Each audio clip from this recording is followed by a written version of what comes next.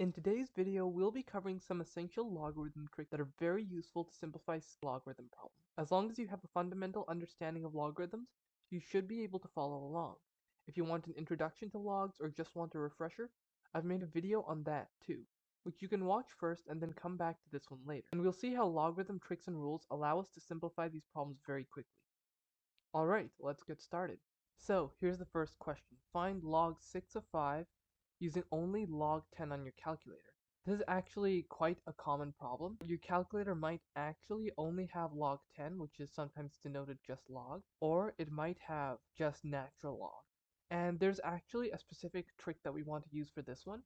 There's a logarithm rule that goes like this.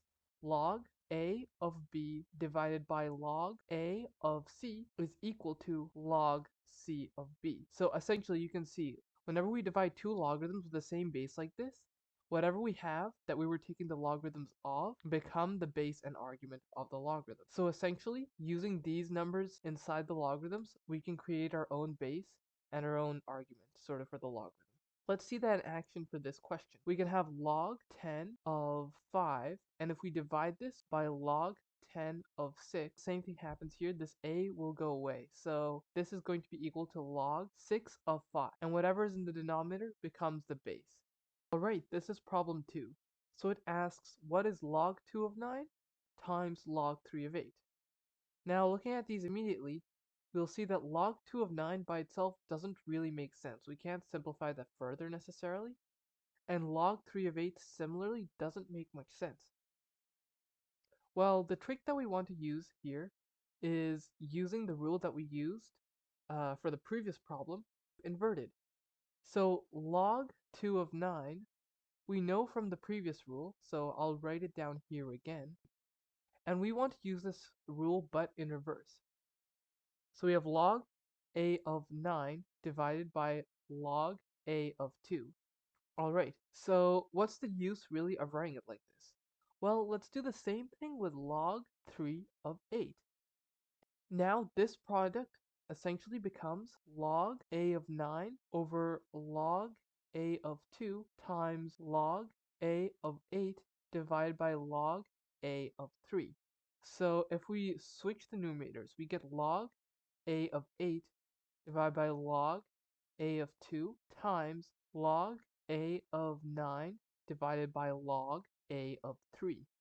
And perhaps it looks like nothing has changed, but in reality, remember that this, by this same rule, is just going to be equal to log 2 of 8, and similarly on the right here, we're going to have log 3 of 9. And we know how to solve this. 8 is 2 to the power 3, so log 2 of 8 is going to be equal to 3. Log 3 of 9 is similarly going to be equal to 2, so we get 6 as our answer. There's another rule that we can derive here. If we have log a of b times log c of d, this is the same thing as saying log a of d times log c of b. And this is referred to as the chain rule of logarithms. So this problem is actually taken from an actual math contest or exam, the 2005 AMC 10B. So we're given that 4 to the power a equals 5. This means that log 4 of 5 equals a. Similarly, we can write b as log 5 of 6, c as log 6 of 7, and d as log 7 of 8. And we want to know what their product is. So immediately, you might notice that the chain rule we derived for the previous problem can be reused here. What I'll do down below is rewrite the rule. So returning to our problem, let's see how this rule can simplify it. So let's take a look at just the first pair of products. We can very easily swap these, and it's good to do so because this 5 matches with the base here. So if we apply the rule, we know that this equals log 4 of 6 times log 5 of 5. Now let's look at the next pair of products. We have log 4 of 6 times log 6 of 7 as another pair of products. We get log 4 of 7 times log 6 of 6. Finally, let's take a look at the last pair. Log 4 of 7 times log 7 of 8. Swapping, we get log 4 of 8 times log 7 of 7. What we get as our final sort of product is going to be log 4 of 8 times log 5 of 5 times log 6 of 6 times log 7 of 7. By using the chain rule and essentially chaining the chain rule across all the terms in this product, we were able to interchange all of these arguments. So log 5 of 5 is just 1, log 6 of 6 is just 1, log 7 of 7 is just 1, log 4 of 8. Now let's take a look at that. So what's going on here is that in the base we have 2 squared, because that's log 4, and here we have 2 to the power 3. The fact that this is 2 squared means that we can rewrite this as log 2 of 2 cubed divided by 2. So whatever this exponent is in the base, we divide the entire log by that, and we can take the base of the exponent as the base of our logarithm. In short, as a rule, that would translate to log a to the power n of b is equal to log a of b divided by n. So we know what log 2 of 2 to the power 3 is. That's just 3. So we get 3 out of 2. And again, we're multiplying this 3 out of 2 by all these 1s. So the answer is just our 3 out of 2. Alright, so this is also from an old contest, the 1988 AIME. So it asks, find log 2 of x all squared if log 2 of log 8 of x is equal to log 8 of log 2 of x. First thing we want to note is that 8 is a power of 2. Remember that rule that we just looked at, where log a to the power n of b is equal to log a of b? So we can write log 8 of x as log 2 of x divided by 3, and that's because 8 is 2 to the power 3. Similarly, we can write log 8 of log 2 of x as log 2 of log 2 of x, all divided by 3. So essentially what we're saying is that this log 2 from here of log 2 of x divided by 3 is equal to log 2 of log 2 of x, all divided by 3. So now let's multiply both sides by 3. So we have 3 log 2 of log 2 of x divided by 3, and that's going to be equal to log 2 of log 2 of x. You'll notice that this ties into another rule. If you have a logarithm a log b of, say, c, this is going to be equal to log b of c to the power a. So whatever is on the outside here becomes the exponent for whatever is on the inside here. So we get log 2 of log 2 of x cubed, and in the denominator we have 3 cubed, which is 27, and this is going to be equal to log 2 of log 2 of x.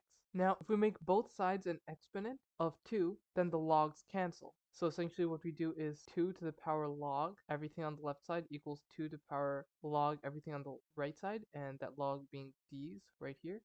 And those logs cancel, and we're left with whatever's on the inside. We can divide both sides by log 2 of x, and we're left with log 2 of x squared divided by 27 equals 1. The question above was asking for log 2 of x squared, and we have what we want right here. And if we multiply both sides by 27, we see that log 2 of x squared is just equal to 27.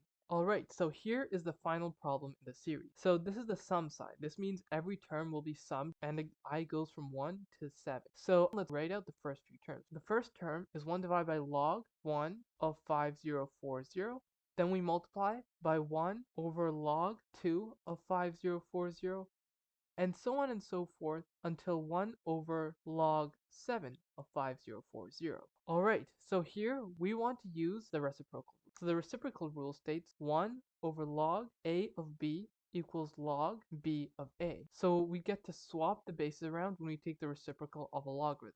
So what we're going to get then is log 5040 of 1 plus log 5040 of 2, and so on and so forth until log 5040 of 7. Another essential rule here is the sum to product rule for a logarithm. So if you have log a of b and you sum it up to log a of c, so same base, this is going to be equal to log a of b times c. So we can see log 5040 of 1 plus log 5040 of 2 is going to be equal to log 5040 of 1 times 2. And as we add the rest of the logarithms as well, we should be able to tack on the other numbers into the product. So 3, then 4, then 5 times 6 times 7. And the shorthand for this in mathematics, the numbers from 1 to any number n is n factorial. So 7 n factorial, which is denoted with this exclamation mark. And lucky for us, if we pull out our calculators, 7 factorial is equal to 5040. So essentially we're looking at log 5040 of 5040. And we know that that's just equal to 1. This entire expression simplifies down to such a simple number with these few logarithm tricks.